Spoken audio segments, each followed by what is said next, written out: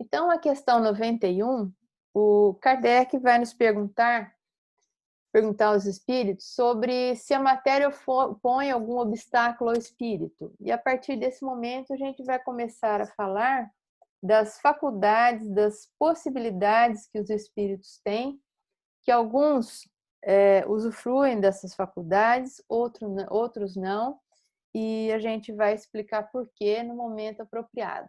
Então, a matéria, ela representa um obstáculo ao espírito? Nenhum. Eles passam através de tudo: o ar, a terra, as águas e até mesmo o fogo lhes são igualmente acessíveis. Então, assim, se vocês me perguntarem, Cláudia, mas então todos os espíritos eles conseguem atravessar a matéria, atravessam o fogo como se ele não representasse nada, atravessam uma parede, eles têm todos essa possibilidade? Em tese, sim.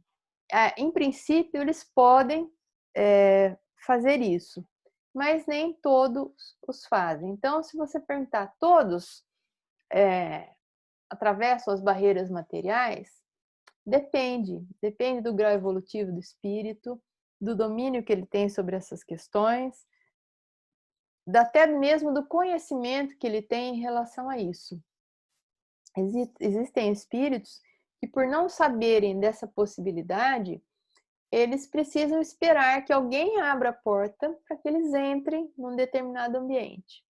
E outros o fazem sem nenhum problema, né? Entram de janela fechada, de porta fechada, onde eles quiserem entrar sem nenhum problema, tá? Tem os espíritos o dom da ubiquidade? Por outras palavras, um espírito pode dividir-se ou existir em muitos pontos ao mesmo tempo, né? Ubiquidade é uma palavra que quer significar a possibilidade de um espírito estar em dois lugares ao mesmo tempo. Ora, para fazer isso, o espírito teria que se dividir, né? Como é que alguém ou alguma coisa pode estar em dois lugares ao mesmo tempo? Então, vai a questão de Kardec. Um espírito pode dividir-se ou existir em muitos pontos ao mesmo tempo? E a resposta, ela é bem interessante. É uma resposta que às vezes a gente provavelmente sozinha não teria pensado nela, né? Não pode haver, claro, né, divisão de um mesmo espírito, mas cada um é um centro que irradia para diversos lados. Isto é o que faz parecer estar um espírito em muitos lugares ao mesmo tempo. O Sol é um somente. No entanto, irradia em todos os sentidos e leva muito longe seus raios, contudo, não se divide. Isso explica o fenômeno de que, às vezes, um espírito de grau evolutivo elevado pode se apresentar ou se comunicar, por exemplo, em 2, 3 ou 4 reuniões mediúnicas ao mesmo tempo, tá? Esse espírito se dividiu, então um veio aqui no Consolador, outro foi lá em São Carlos, outro foi em Bauru. Não, ele não se divide.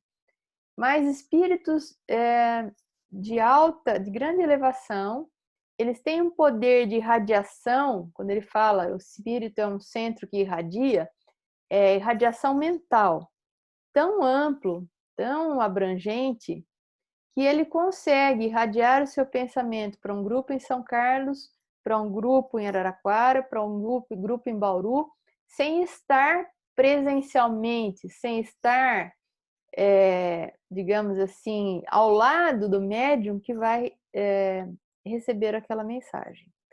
Isso só é possível para espíritos muito elevados, e ele dá o exemplo aqui, né? Vês o Sol? É um somente. No entanto, irradia em todos os sentidos e leva muito longe seus raios. Então, em áreas muito abrangentes da Terra ao mesmo tempo, a gente pode sentir o calor do Sol, a gente pode o Sol ilumina, então ele está presente ao mesmo tempo em vários lugares do globo. Mas onde ele está? Bem alto, irradiando seus raios. Desta mesma forma, a gente pode pensar num espírito muito elevado. Dessa mesma forma, a gente pode pensar que é por esse processo que Jesus pode estar em todos os pontos, pode estar em todos os lugares do planeta, ao mesmo tempo.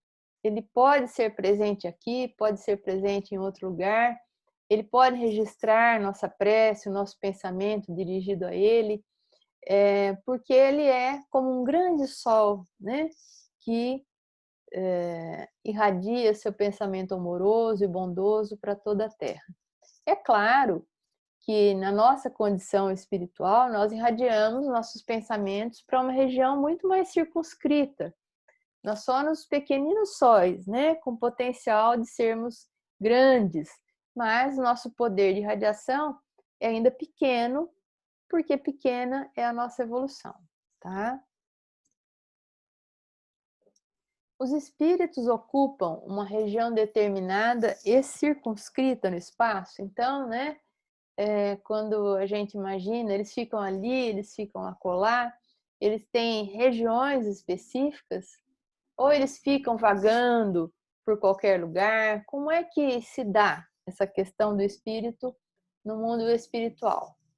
Os espíritos estão em todos os lugares, quer dizer, todos os lugares são passíveis de terem espíritos por ali e povoam infinitamente os espaços.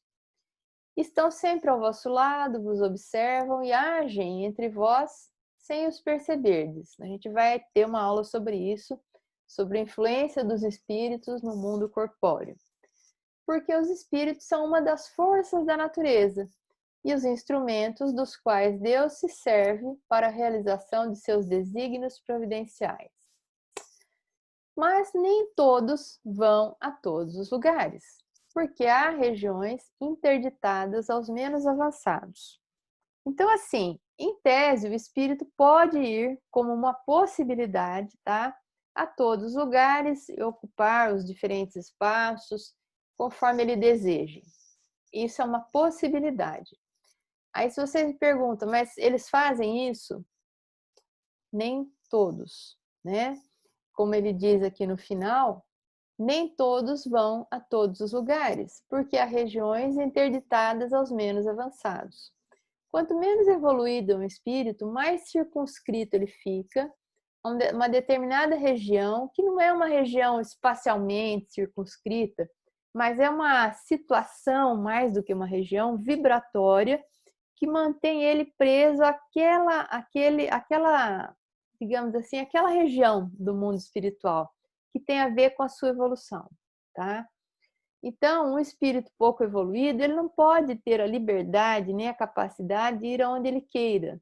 Ele não pode dar uma saidinha da Terra e fazer uma visita num outro planeta mais avançado, mais evoluído. Ah, por quê, Cláudio? Porque vai ter porteiro lá no outro planeta que não vai deixar ele entrar? Nem isso vai ter, tá?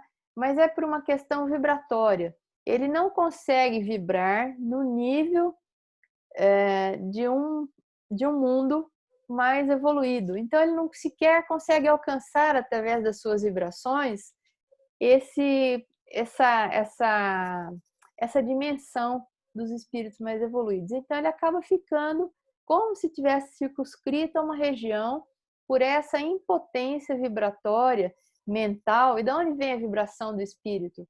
Vem das suas virtudes ou da ausência delas, vem, em suma, do seu padrão evolutivo. Quando a gente estudar pensamento, a gente vai ver que cada um de nós vibra numa frequência específica. E essa frequência vibratória, que nos é própria, ela está na razão direta da nossa evolução, tá?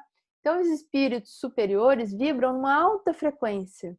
Os espíritos menos evoluídos vibram numa baixa frequência. E existe uma infinidade de frequências. E conforme existem as regiões, conforme existem os mundos, existe uma faixa de frequências naquele mundo e ele abriga determinados espíritos dentro daquela faixa. Então, a Terra é um mundo de provas e expiações, em transição para um mundo de regeneração, que abriga espíritos encarnados e uma população de espíritos desencarnados ligados à Terra que tem uma vibração, uma faixa de vibração compatível com a vibração dos espíritos, dos demais espíritos que estão por aqui. Então, os mundos também têm as suas faixas vibratórias.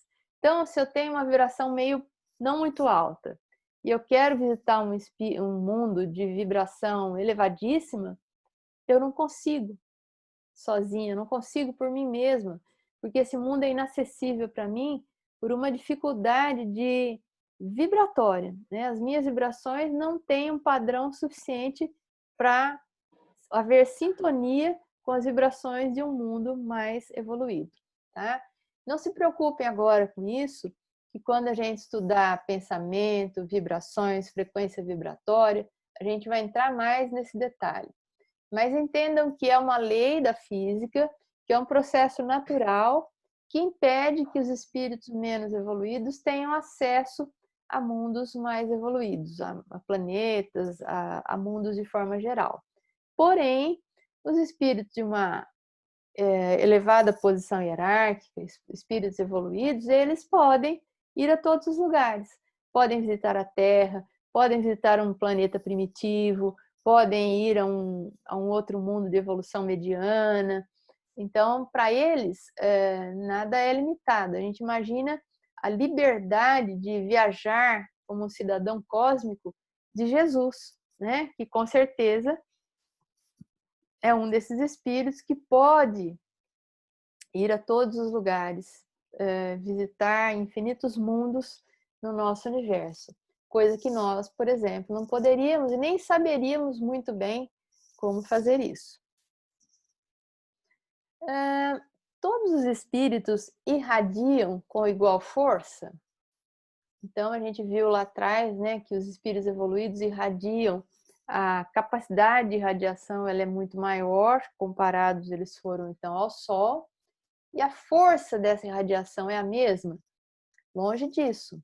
A força depende do grau de pureza de cada um. Em outras palavras, do grau de adiantamento, do grau evolutivo de cada espírito. Então, e mesmo essa força de irradiação, ela varia muito no âmbito de um mesmo espírito, né?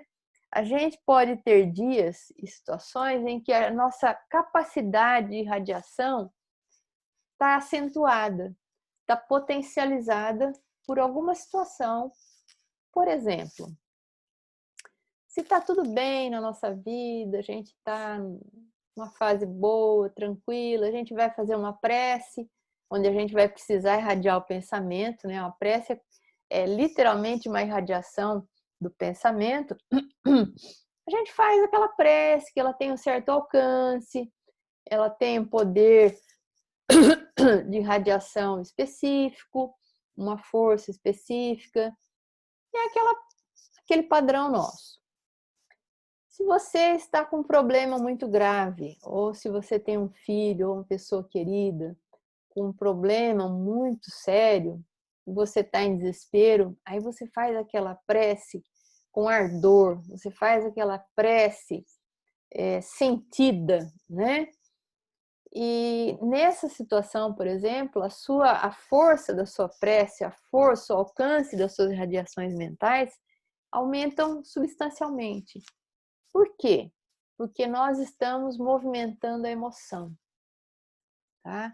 Nós estamos profundamente mobilizados, às vezes nós estamos desesperados, então a gente pede com mais força, com mais ardor.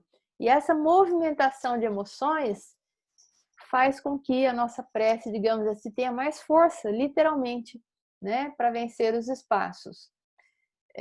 Então, aquela prece que a gente faz assim, Pai Nosso que estás no céu, santificado, e já dorme, ela pinga lá no chão, né, como a gente diz. Ela vai ali, ó, e tum, cai ali na frente. Ela tem uma força fraquinha de radiação, nem chega em lugar nenhum. Agora, aquela prece que você faz por um filho doente, por um pai doente, por uma situação crítica, essa vai que nem um jato, né? Atravessa os espaços como um foguete. Então, os espíritos mais evoluídos, eles têm uma capacidade também maior de mobilizar a emoção no sentido de dar maior potência às suas irradiações mentais. E irradiações essas que já são muito maiores do que as nossas. Então vejam que interessante, né? Quando a gente vai dar um passe, a gente impõe as mãos e a gente vai irradiar algo de bom, um pensamento bom, alguma coisa que traga paz, que traga bem-estar para aquela pessoa que vai receber o passe. Se a gente dá o passe assim, meio mecanicamente, né? Coloca as mãos ali, não está muito inteiro no processo, o nosso poder de irradiação fluídica, mental e de tudo que possa sair de nós e ir na direção daquela pessoa é um. Se você faz aquilo, se você faz aquela irradiação de energia, de vibrações, pensando que aquela pessoa ali na frente, embora você não conheça, pode ser seu pai, ou poderia ser sua mãe, ou poderia aquela criança em quem você está dando passe, poderia ser aquele sobrinho que você ama tanto, e você coloca esse pensamento, você dá aquele passe, se é um senhorzinho, como se estivesse dando passe no seu pai. Se fosse na senhora, como se fosse na sua mãe, naquele ser que você mais ama. E que imagine que ele esteja precisando profundamente. Isso muda a qualidade do seu passe, né? É muito diferente você dar um passe assim, mobilizando emoção, amor na direção daquela pessoa, que embora desconhecida é um irmão seu, mas poderia ser qualquer familiar seu. É muito diferente você dar um passe assim do que você dar um passe, né? Faz uma prece, deseja o bem ali de uma forma meio morna. Então a gente tem que se colocar, a gente tem que vibrar amor na direção daquela pessoa. Se a gente vai fazer uma prece por alguém, a gente tem que vibrar amor, né? A gente tem que mobilizar emoção para que os nossos pensamentos tenham um alcance maior. Isso fica como uma diquinha aí, né? Por isso que às vezes quando a gente vai fazer uma vibração final, eu procuro falar alguma coisa da pessoa por quem a gente vai vibrar, né? Dar algum elemento que nos situe em relação àquela pessoa para que a vibração fique mais calorosa, né? Para que ela não seja uma coisa fria. Vamos vibrar pelo José da Silva. Quem é o José da Silva, né? Não diz nada ao nosso coração, mas se a gente faz uma contextualização de quem é, ou que é um frequentador da nossa casa, ou que a gente conhece, a gente dá algum tom assim, a nossa vibração ela muda, tá? Então vejam aí exemplos, né, de espíritos que pelas suas vidas, pelo que deixaram, pelo que fizeram, pela maneira como viveram, sabemos que são espíritos elevadíssimos, que têm uma força de radiação mental muito intensa, né? E que pode abranger vários locais, muito assim, maior do que seria a nossa, no nosso padrão evolutivo. Então a gente vê aqui da esquerda para a direita, em cima, Bezerra de Menezes, que dizem que curava com o olhar, curava com o abraço, tamanho o amor que ele tinha pelos seus semelhantes no exercício da medicina, conhecido como médico dos pobres, né? Porque aqueles que iam lá consultar-se com ele, muitas vezes não tinham nada com que pagar as consultas, e ele chegou numa ocasião a dar o próprio anel de formatura para uma mãe que tinha uma criança doente, e para que ela fizesse bom uso do resultado da venda daquele anel. Ele era uma criatura tão boa e tão desprendida que os biógrafos contam que ele não podia nem pôr a mão no dinheiro das consultas, ele não podia ter acesso, porque ele acabava recebendo de um e dando para o outro, né? Então, o pessoal que fazia as consultas, aqueles que podiam pagar, eles pagavam ou para o dono da farmácia onde ele atendia, e esse dono da farmácia ele transferia esses recursos diretamente para a esposa do Bezerra. Porque se desse na mão dele, ele dava para o primeiro que necessitasse e acabava, né? Tamanho desprendimento dele. Aí a gente vê também o Carbachútel, um exemplo de desprendimento, de desapego, né? Tão desprendido ele era, tão evoluído ele era, que os biógrafos contam que isso é testemunhado por muitos, que ainda, poucos instantes depois da sua desencarnação, o corpo estava no quarto, os amigos reunidos na sala, decidindo como é que iam fazer, o sepultamento, etc. Ele, através de um médium conhecido, Urbano de Assis Xavier, ele se comunicou mediunicamente, o corpo estando no quarto e os amigos na sala. Após a desencarnação, ele dá uma comunicação mediúnica. Isso é para pouquíssimos, isso é raro. Isso aconteceu com Kabashutel. Aí também no canto superior direito temos Joana de Anges, né? Com o seu famoso hábito azul. Ela que foi freira em várias encarnações. Aqui embaixo, no canto esquerdo inferior, nós temos Emmanuel, o próprio Chico, né, que é uma criatura tão evoluída que a vida não foi muito bem compreendida, a doação dele, né, do seu tempo, da sua vida, né, em favor dos necessitados, muitas vezes não é tão entendida por aqueles que têm uma evolução às vezes tão menor, meia aí no canto inferior direito. Então são espíritos baluartes, são símbolos de espíritos muito elevados no campo da doutrina espírita. E é evidente que os espíritos elevados, eles existem em quaisquer campos, né? Em quaisquer áreas, não precisam ser espíritas. Então a gente tem aí uma Madre Teresa de Calcutá, você tem Gandhi, você tem exemplos maravilhosos de espíritos que se elevaram acima de um padrão médio e que têm essa força de radiação imensa, né? Pela sua elevação, pela maneira como demonstraram ao longo da sua vida ser espíritos de uma grande evolução.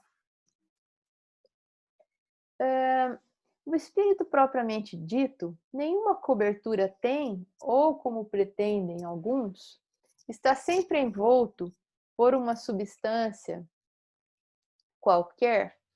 Então, é interessante a colocação de Kardec, porque ele pergunta aí se o espírito tem alguma cobertura, como se tivesse alguma coisa em cima do espírito, né? Tem o espírito e tem alguma coisa que vem por cima. Tanto que ele fala, né? Está sempre envolto por uma substância qualquer, e em vários momentos, quando ele fala do espírito ligado a algum tipo de corpo ou de matéria, ele usa a expressão envoltório, porque nesse momento, no Livro dos Espíritos ainda, dá a impressão que o espírito tem uma espécie de capa, uma espécie de alguma coisa material que o envolva, que venha cobrindo-o. Né? Então, por isso essa colocação. Isso depois muda lá em A Gênese, daqui a pouco a gente vai falar. Então, o espírito propriamente dito, nenhuma cobertura tem, ou como pretendem alguns, está sempre envoltos numa substância qualquer. Vamos ver. Envolve-o uma substância vaporosa para os teus olhos, mas ainda bastante grosseira para nós. Assaz vaporosa, entretanto, para poder elevar-se na atmosfera e transportar-se aonde queira. Vejam, envolve-o, então os espíritos ainda, aí nesse momento, eles vão seguindo o raciocínio de Kardec, dizendo que envolve o espírito uma substância, que é alguma coisa, que é para os nossos olhos, aí eles não têm a expressão exata, eles usam a expressão vaporosa, né? Depois a gente, quando estudar fluidos, a gente vai entender o que eles quiseram dizer por uma substância vaporosa. Seria uma substância material que não fere, que não é percebida pelos nossos sentidos. Depois a gente vai entender que essa substância vaporosa aos nossos olhos, na verdade é perispírito. E que, embora vaporosa, sutil, etérea, né, e todos os nomes que a gente queira dar, para nós, essa substância ela é relativamente grosseira para nós, como eles colocam, para eles espíritos. E aí depois tem um comentário de Allan Kardec que é uma reflexão que ele faz. envolvendo o germe de um fruto, a semente, né, ou o caroço do fruto, há o perisperma. Isso é uma expressão antiga, né, da botânica. Do mesmo modo, uma substância que, por comparação, se pode chamar de perispírito, serve de envoltório ao espírito propriamente dito.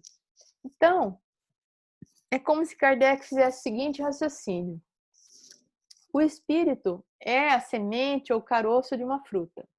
Em volta da semente ou do caroço tem uma substância vaporosa e tudo mais, que na fruta é o perisperma. No espírito é o perispírito, né?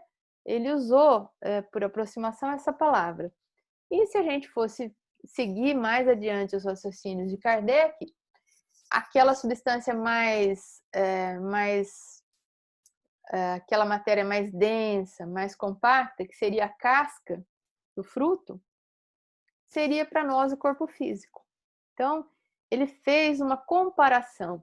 Depois a gente vai ver em a Gênese que, na verdade, não é bem assim. O espírito não está envolvido por uma substância como se ele estivesse dentro de uma cobertura, de um envoltório. Isso é apenas uma força de expressão. Ele está ligado, o espírito está ligado com o perispírito, mas não está dentro do perispírito como a semente está dentro do perisperma da fruta. Então, se a gente pegar uma fruta, eu coloquei aqui uma maçã que tem a sementinha pequena e botei aqui um abacate que tem um caroço grandão. Seja pequeno, seja grande, esse caroço, essa semente, por comparação, seria o espírito. A polpa da fruta, que é o que a gente come efetivamente como sendo a fruta, seria o perisperma. E que Kardec, então, diz que aquela substância vaporosa seria o perispírito. E a casca, né, que é o envoltório mais externo, seria aí o corpo físico, no caso dos encarnados. Tá? É apenas uma comparação grosseira, didática, mas que nos dá uma ideia. E que depois vai perdendo um pouco a força conforme as outras obras básicas vêm e a compreensão e o desdobramento da compreensão espírita vai se dando. Mas é interessante a gente entender de onde vem a origem da palavra perispírito. E essa palavra é uma palavra muito própria da doutrina espírita e que não foi ditada para Kardec, não foi trazida para Kardec pelos espíritos da codificação. Foi Kardec que começou a utilizá-la. Bom, se existe um perisperma, existe um perispírito. E os espíritos gostaram e começaram a utilizar-se dela depois. Então a gente vê, é interessante como se dá a parceria entre Kardec e os espíritos, né? Como eles trabalhavam em pé de igualdade intelectual, de maneira que quando Kardec às vezes utilizava uma expressão ou uma sugestão, os espíritos da codificação, aqueles espíritos elevadíssimos, muitas vezes concordavam, gostavam e adotavam até essa expressão, como no caso da expressão perispírito. Eles acharam muito apropriada, muito adequada. Então, Kardec não era simplesmente alguém que fazia perguntas e transcrevia as respostas. Ele participou intelectualmente de forma muito ativa na codificação da doutrina espírita, né? Interessante a gente saber disso.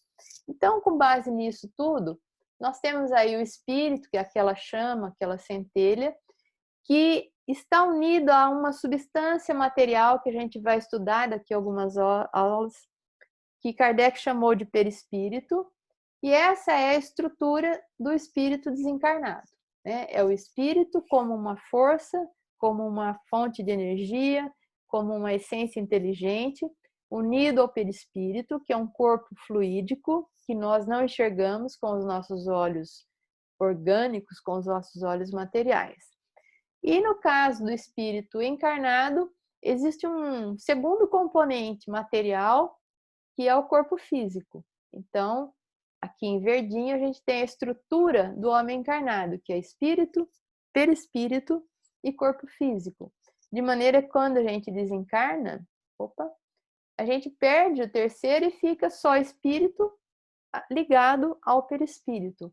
Mas sempre o espírito está ligado a algum tipo de matéria. No caso do espírito desencarnado, essa matéria é uma matéria sutil chamada perispírito. Então é um luxo, né?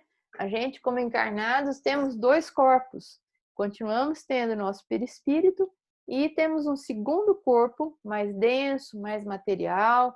É esse que vai lá para o cemitério ou que é cremado, né? É esse corpo físico. Essa terceira parte aí, vamos pegar assim aquele exemplo de Kardec, é aquele envoltório mais externo, né? Aquela casca mais dura. E a gente prossegue vivo, atuante, às vezes mais vivo do que nunca, ligados ao nosso perispírito. Então a gente não diz que a gente tem um espírito, a gente é um espírito que tem um perispírito e um corpo físico. Então, não é o nosso espírito. Às vezes a gente fala assim por força de expressão somente. Somos nós espíritos, né? Ah, o nosso espírito não morre. Não, nós espíritos não morremos, né? Vamos seguir um pouquinho. Então aqui, ó, um clarão, uma centelha nessa gravura branca representando o espírito. Na figura do meio, o espírito ligado ao perispírito, e na figura da direita, o espírito, o perispírito e o corpo físico. Opa, essa aqui não entrou.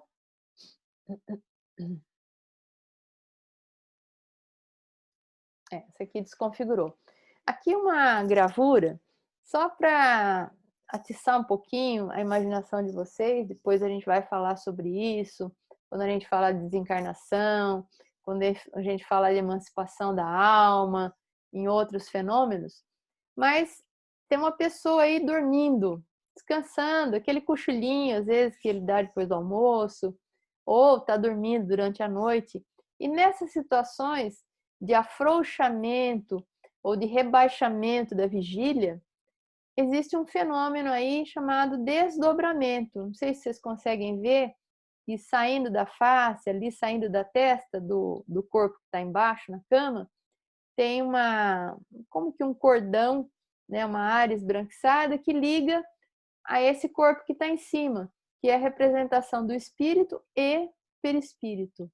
Então, esse perispírito se desloca do corpo, se afasta, e o espírito pode fazer excursões no mundo espiritual, ter experiências no mundo espiritual, que depois ele acorda e fala: nossa, eu tive um sonho, sonhei que encontrei com uma pessoa, conversei com ela. Às vezes não foi simplesmente um produto da sua mente. Ele saiu, ele teve um encontro, ele conversou com alguém, depois volta, né? Quando ele acorda, o perispírito se justapõe ao corpo físico e ao despertamento. Coisa que acontece toda noite, despertamento que acontece toda manhã, né? Então, toda noite a gente sai do corpo e vai dar uns passeios por aí, ficando presos por um cordão fluídico, né? É o chamado cordão prateado dos esotéricos, dos ocultistas, mas é cordão de prata, cordão prateado, que é um cordão fluídico que une o espírito, o perispírito ao corpo físico no fenômeno de desdobramento. Não é para isso, não causa espanto a ninguém, eu não deveria, porque isso acontece basicamente toda noite conosco.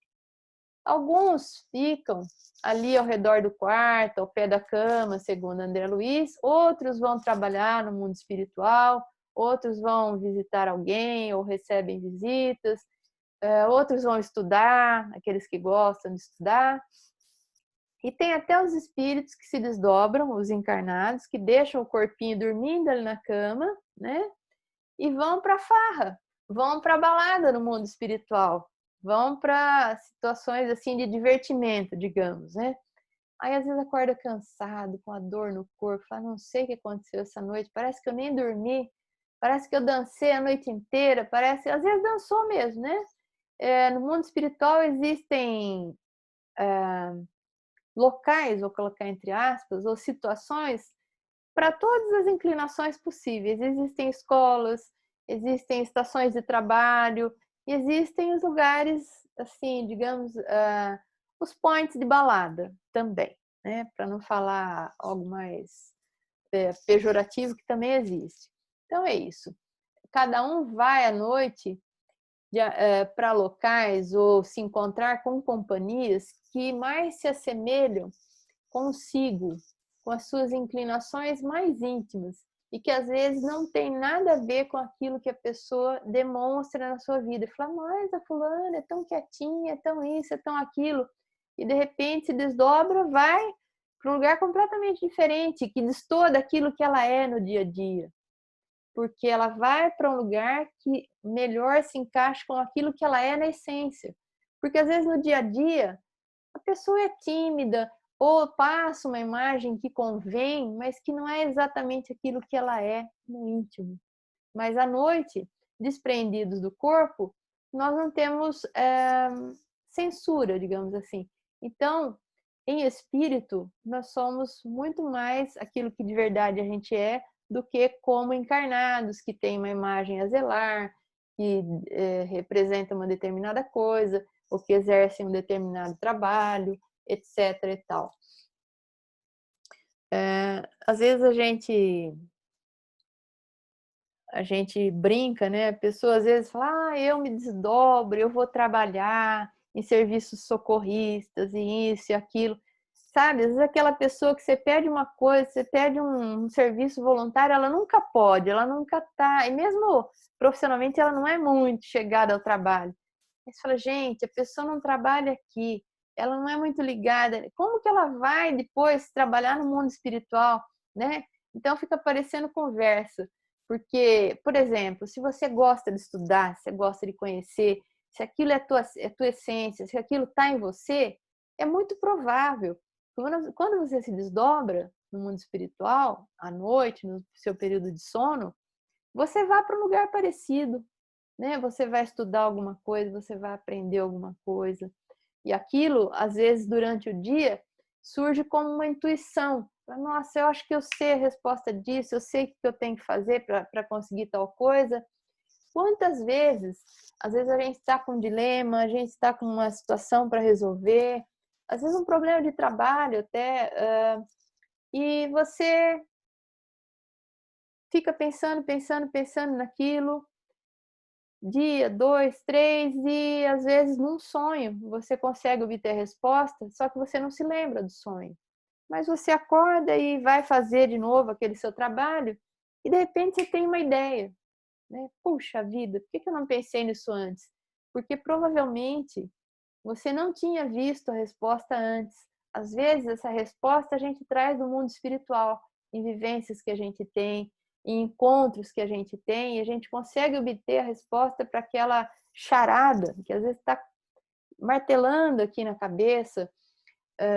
Vou dar um exemplo meu, né? Às vezes a gente está lá com um diagnóstico para fechar, a gente tem todo o quadro clínico, mas a gente não chegou ainda no diagnóstico clínico. É muito provável que algumas vezes, eu não sei disso, mas eu tenha conseguido chegar a alguns diagnósticos obtendo alguma informação, alguma ajuda através de sonhos.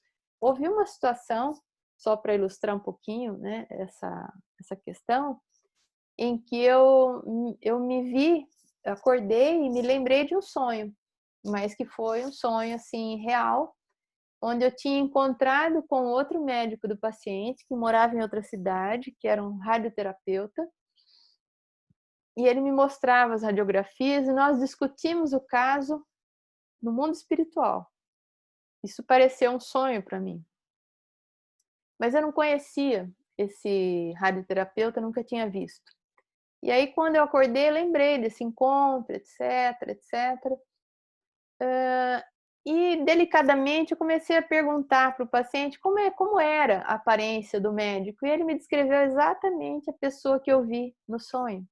Então, aí eu concluí que não foi um sonho, uma projeção mental minha, apenas porque eu estava preocupada com aquele caso. Eu, de fato, devo ter encontrado com esse médico, fizemos uma discussão de caso daquele paciente e cada um, né, tanto eu quanto ele, voltamos para os seus respectivos corpos, ele em São Paulo, eu aqui em Araraquara, e os dois atendendo esse paciente, por uma necessidade do paciente. Então, o sono, ele nos reserva muitas possibilidades e são habilidades que a gente tem e que são espirituais, né? A faculdade de nos desdobrarmos, de eventualmente entrarmos em contato com outros espíritos, alguns encarnados, e obtermos soluções para alguns dilemas, para alguns problemas.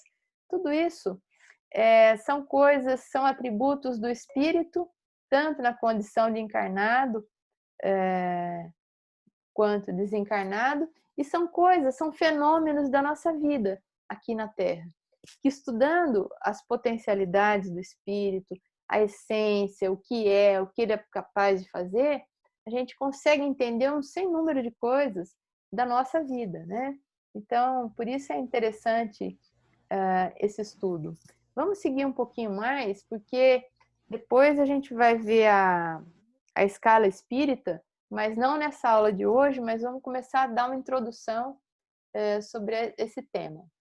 Como são moralmente e intelectualmente os espíritos desencarnados? Como será que são os espíritos, né? A gente até sabe, aqueles que têm alguma noção de doutrina espírita, que já têm acompanhado palestras, que já têm leituras, a gente já tem uma noção de como são os espíritos no mundo espiritual. Mas alguns de nós podem algum dia ter achado que os espíritos são todos superiores, são todos sabedores de todas as coisas, espíritos desencarnados sejam detentores de virtudes elevadas, diferentes do que nós temos aqui na Terra, né? E será que é assim mesmo? Será que espírito, porque desencarnou, ele fica assim, um irmão de luz, um espírito mais elevado? Eu tive uma amiga que a família dela, não ela, a família dela se dizia espírita, mas não era, eles eram espiritualistas, não eram bem espíritas. E aí desencarnou um tio dela, né, que sofreu bastante com câncer terminal, sofreu realmente. Então eles achavam que ele tinha se tornado uma pessoa mais evoluída, um ser de luz no mundo espiritual. E esse espírito passou, eles não tinham nenhuma orientação espírita, né? E tinha uma médium na família, então esse espírito, ou um suposto espírito do tio dela, passou a se comunicar através de uma filha, como sendo aquele familiar, só que vinha com palavras elegantes, como se ele tivesse evoluído grandemente no mundo espiritual. Será que isso acontece? Será que os espíritos que habitam o mundo espiritual são todos assim evoluídos? São todos guias, capazes de vir, de trazer uma orientação, de trazer conselhos para nós? São iguais os espíritos? E a gente vai responder isso daqui a pouco, quando a gente começar a falar da escala espírita, e que a gente vai desdobrar melhor esse conhecimento, essa orientação na próxima aula. São iguais os espíritos ou há entre eles qualquer hierarquia? Interessante a pergunta, né? Vamos ver se existe hierarquia no mundo espiritual. São de diferentes ordens evolutivas, né? Conforme o grau de perfeição que tenham alcançado. Então, aqui, os espíritos já vão dando a Kardec uma orientação de que existem espíritos de todo tipo no mundo espiritual. E essa foi uma das grandes observações de Kardec também, né? De perceber pelas respostas que ele obteve, pelas comunicações que se estabeleceram entre ele e os espíritos através das médiums, ele foi entendendo que existem espíritos de todos os tipos no mundo espiritual. Como aqui no nosso mundo de encarnados, existem pessoas de todos os tipos.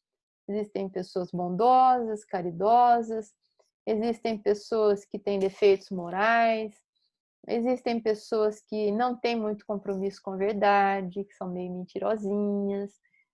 Existem pessoas que, se você perguntar alguma coisa para ela tem resposta para tudo. Mesmo que não seja bem aquilo, mesmo que ela não tenha bem certeza, ela não está nem aí. É aquela coisa, ela não tem compromisso com a verdade. Mas eu tenho uma tia assim, tá? Se você perguntar alguma coisa num papo que for o assunto que surgir, ela tem uma opinião, ela tem uma resposta, ela fala alguma coisa, não, porque isso é assim, assim, assim. Tudo bem, né? A gente sabe que não é, a gente sabe que ela não sabe daquilo, mas ela fala, não deixa de falar. É um tipo de pessoa que tem aqui, é um tipo de personalidade de espírito encarnado. Se ela desencarnar, ela vai ser um espírito como? Assim também. E se ela vier numa reunião mediúnica e alguém perguntar alguma coisa para ela, sabe o que vai acontecer? Ela vai responder. Ela vai responder. Né? Se for questionada sobre uma questão filosófica, capaz dela responder. Então, nem todos os espíritos que se põem a falar sobre determinados assuntos têm de fato aquele conhecimento. Então a gente vai ver que essa é um tipo de classificação de espíritos chamado pseudo-sábios, aqueles que são falsos sábios, mas que colocam-se como sábios, que existem no mundo espiritual, mas que existem aqui também, porque os espíritos do mundo espiritual são os espíritos dos homens que foram encarnados.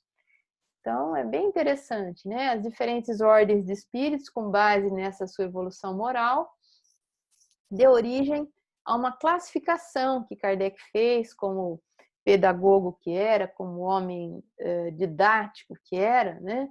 Ele nos apresenta a escala espírita, que é uma classificação.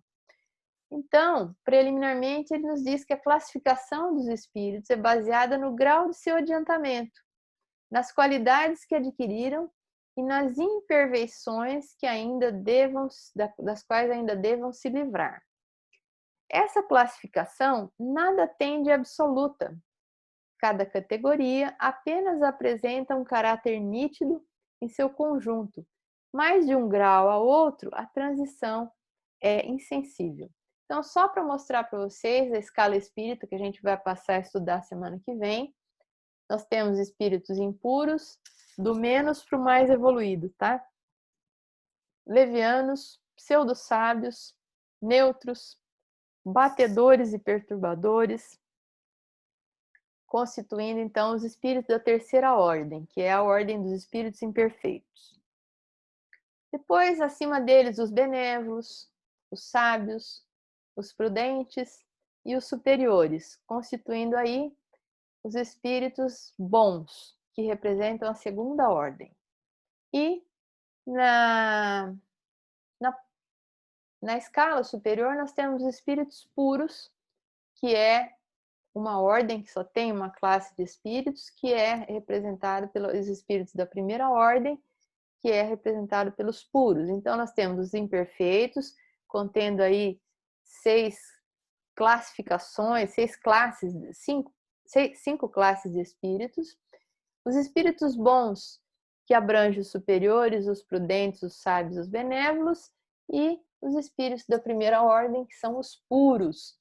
E tem uma coisa bem interessante da gente fazer, a gente vai fazer a semana que vem, quando a gente for ler as características de cada uma dessas classes de espíritos, é a gente tentar se encaixar em alguma delas, né? Às vezes a gente acha que a gente está assim num patamar mediano de evolução, como eu achei um dia. Comecei a ler essa escala, falei, gente, mas eu não chego ali, né? Eu não sou superior, não sou prudente, não sou sábia e também não sou benévola. Aí vai descendo a coisa, você vai tendo que se encaixar ali numa classe de espírito imperfeito, que é o que no fundo a gente é. É claro que Kardec coloca que isso não é absoluto, né? Então, tem momentos que a gente se sente um espírito neutro, em outros momentos, infelizmente, a gente tem atitudes que a gente se reconhece como leviano e por aí vai, né? Então, a gente oscila um pouquinho, a gente não, às vezes não consegue se encaixar exatamente numa ou na outra. Mas ainda eu acho que a gente não pertence à segunda ordem, a gente está tentando chegar lá. A gente está ali meio perdido entre os espíritos de terceira ordem, né? Mas a gente vai poder isso ver bem a semana que vem, quando a gente vai detalhar um pouquinho o que Kardec entende por espírito impuro, leviano, pseudo-sábio, neutro, batedor, perturbador, enfim. Bom, pessoal, vamos parar de... Ok. queria ver com vocês se do que a gente abordou hoje existem dúvidas, alguma coisa que vocês queiram colocar. Ô, Cláudia, Pois não, Diná. posso fazer uma comparação? Eu estou aqui pensando, quando a gente nasce, a gente tem corta-se o cordão umbilical. Uhum. E quando a gente desencarna, corta-se através de outros espíritos superiores o perispírito, Olha, é para uma que a gente comparação se muito liberte. bonita. Corta-se um cordão, mas não é um umbilical. O último remanescente que nos liga ao corpo físico é esse fio de prata, que a última partezinha é exatamente um Ah, cordão que nos une. é É, uma comparação é assim? uma comparação muito boa, simbólica e muito bonita, né? No processo de desencarnação que a gente vai estudar, normalmente o desprendimento do perispírito começa pelos pés. E a última parte que se desprende é aqui, na cabeça. E Ah, daqui, a última parte que é, digamos, não é bem cortada, mas que é desatada, é esse cordão de prata. E quando isso se dá, houve a desencarnação de fato. O perispírito se separou do corpo físico e o espírito está plenamente no mundo espiritual, sem qualquer mas tem ajuda, né? interferência do corpo. Tem ajuda, tem Ajuda espíritos de na espíritos espiritualidade, superiores, né? eles têm espíritos na espiritualidade, é muito bonito isso. É, como é que se diz? Especializados em reencarnação e tem os especializados em desencarnação. Ah, Assim como a gente tem, não tem enfermeiro que é especializado numa coisa, o outro é especializado em isso. pediatria, né? Os espíritos desencarnados também, eles executam tarefas de auxílio aos encarnados e cada um se adequa mais a essa ou aquela tarefa e eles vão se especializando naquilo. Então, eles vão Muito ficando interessante. mais afeitos a um determinado tipo de trabalho, ou porque gostam melhor, ou porque conseguem desenvolver melhor, exatamente como aqui. Então, Tá existe ótimo. espírito com especialidade em tudo que a gente queira. É muito bonito, né? É muito interessante. E a gente Eu sempre fiquei tem ajuda. pensando nisso. Depois, Obrigada. oportunamente, eu vou trazer para vocês Teve um painel que a gente assistiu num dos congressos da Associação Médico Espírita, em que no encerramento da palestra, o Dr. Décio Yandoli, ele fez uma comparação entre o recém-nascido e o desencarnante, entre a infância e a senilidade, entre a vinda, a chegada do espírito aqui na Terra como reencarnante e a chegada do espírito lá como desencarnante. E é muito bonito porque as duas pontas da vida, elas têm muita similaridade, assim como os dois processos, reencarnação e desencarnação, têm muita similaridade, só que um é a vinda, o outro é o retorno.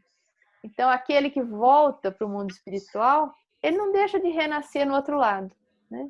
E aquele que nasce aqui para nós, ele não deixa de morrer para eles por um tempo. É bem bonito, é bem interessante. Existe um paralelismo muito bonito.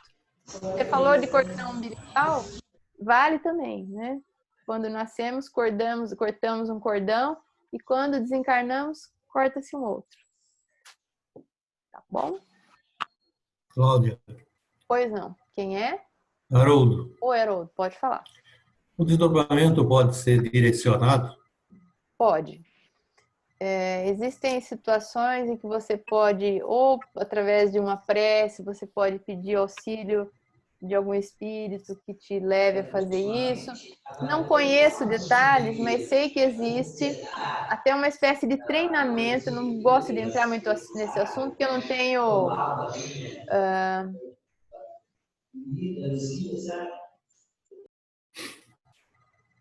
não tenho pleno domínio sobre ele. Mas sabemos que existem possibilidades de você treinar essa habilidade e você se desdobrar, digamos, voluntariamente, tá? Obrigado. Mais alguém?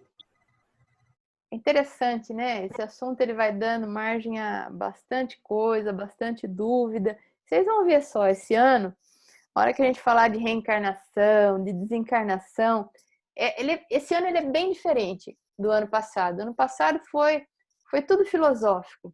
Esse ano nós vamos falar de mecanismo, né? Como é que reencarna? O que acontece? Que parte que liga com qual?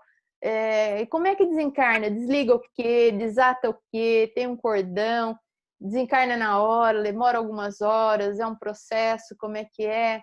É bem interessante, assim, mata aquelas curiosidades, aquelas dúvidas que a gente tem, e a gente tem muita Cláudia, informação sobre esses processos. Pois não? é o Luiz. Eu tenho uma curiosidade.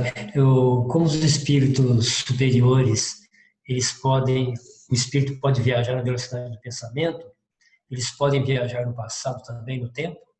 Pode. Porque também a outra questão que demandaria um pouquinho de tempo para a gente explicar é quando a gente falar do pensamento, talvez a gente toque mais nesse assunto, mas deixa eu colocar assim para vocês, tudo que existiu, tudo que foi vivenciado na história, são cenas que não se perderam, que viajam no espaço com a velocidade da luz, tá? Ah, como assim, Cláudia? Como assim? As pregações de Jesus, o Sermão da Montanha, estão registrados no espaço, estão preservados. Aquelas cenas existiram, passaram, deixaram de existir para nós, mas elas, como cenas, como luz, viajam pelo espaço. E elas estão, digamos assim, em algum lugar do espaço, que para nós é passado. Mas com possibilidades de deslocamento com o pensamento, nós podemos interceptar essas cenas e vê-las novamente. Nós não, na nossa capacidade espiritual, não. Mas espíritos superiores podem fazer isso. Então, pela mente, nós podemos ir ao passado, ver cenas que aconteceram exatamente como elas aconteceram, ou ir para mais para frente, mais para trás. Quem narra isso é o espírito, agora espírito, né? Na época ele era encarnado, é o Camille Flammarion. Num dos livros, eu acho que é Narrações do Infinito. Eu vou checar o nome do livro. Parece livro de ficção científica, mas isso tem explicação científica, explicação física.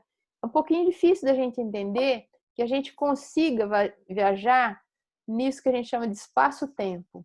Mas é possível, isso eu acho maravilhoso. Um dia, nós poderemos ouvir as pregações de Jesus exatamente como elas foram, sabe? A gente vai poder ver como é que foi a cena do Sermão da Montanha, das curas de Jesus, de tantas passagens que às vezes a gente acha lindas, né?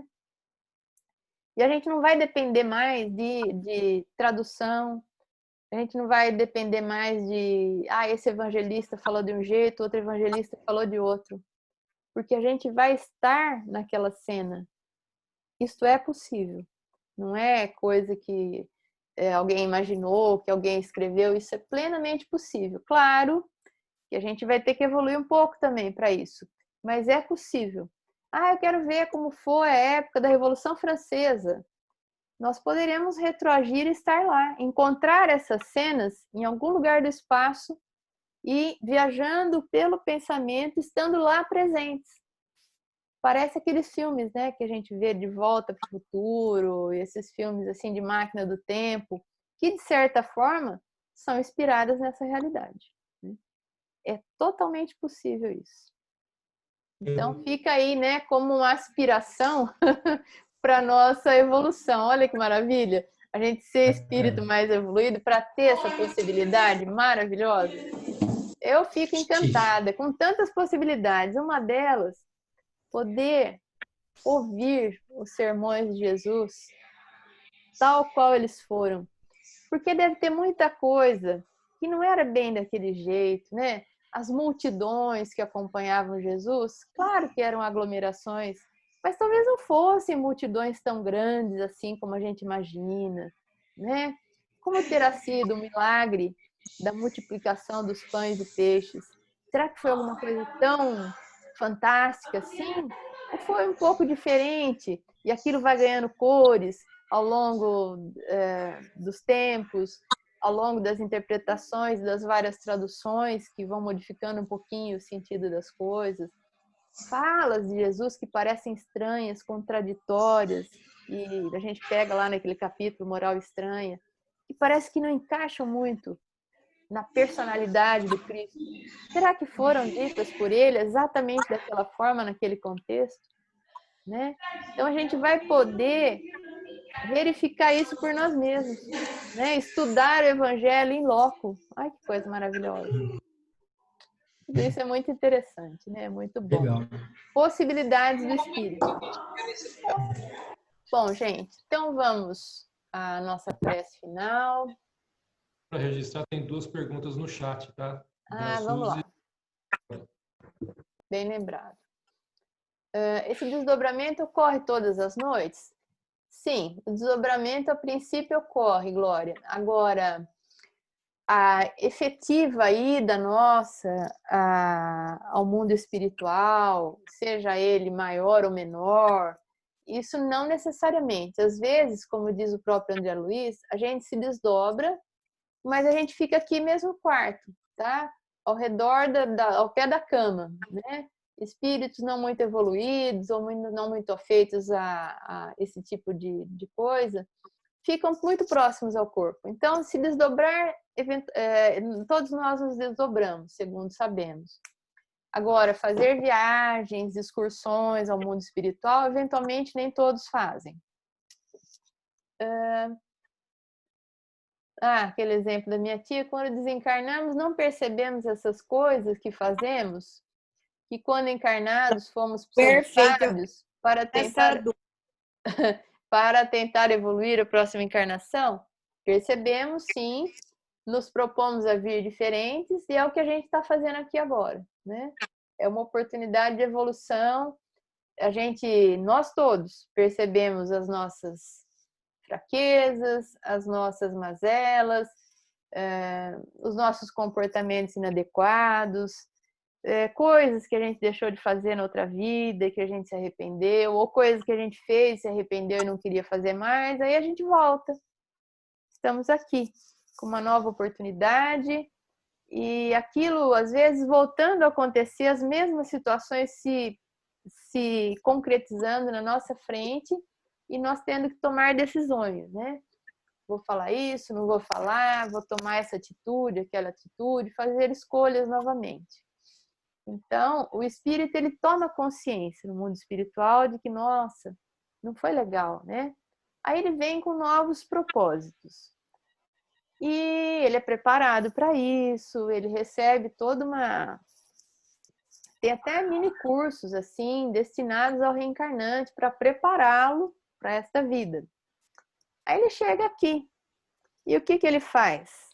Às vezes erra tudo de novo, às vezes ele se emenda e muda um pouco o seu comportamento. Mas ele precisa voltar, tá? Então a pessoa desencarna, percebe que errou, puxa vida, eu queria fazer tudo de novo se eu pudesse.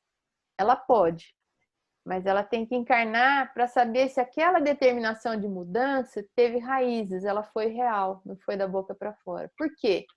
Reencarnando a gente esquece de tudo, a gente não lembra o que a gente foi na outra vida, os erros que a gente cometeu, a gente não lembra de nada. Eu só sei que eu sou a Cláudia, aqui de Araraquara, que frequento o Consolador, eu não sei de mais nada de mim. Então eu fico livre para ser quem eu queira ser. Se eu de fato tiver tido uma tomada de consciência real no mundo espiritual, percebi que errei, percebi que não foi legal, que aquelas coisas que eu fazia lá atrás não eram boas, e quiser de fato mudar, quando eu estiver reencarnada, eu vou mostrar essa mudança. Se essa mudança foi meio da boca para fora, não foi tão profunda, quando eu reencarno, eu volto a errar. Então a gente precisa da reencarnação como uma prova para testar a real modificação que a gente teve no mundo espiritual. Se ela teve raízes, se ela teve... se ela foi mais profunda de fato, foi uma modificação, ou se foi apenas um impulso, a gente percebeu, mas quando voltou fez tudo errado de novo. Então aqui é o teste, aqui é a prova, né? Aqui é o exame. Aí se a gente errar de novo, voltamos, reavaliamos, depois vamos voltando, né? Vamos tendo infinitas oportunidades.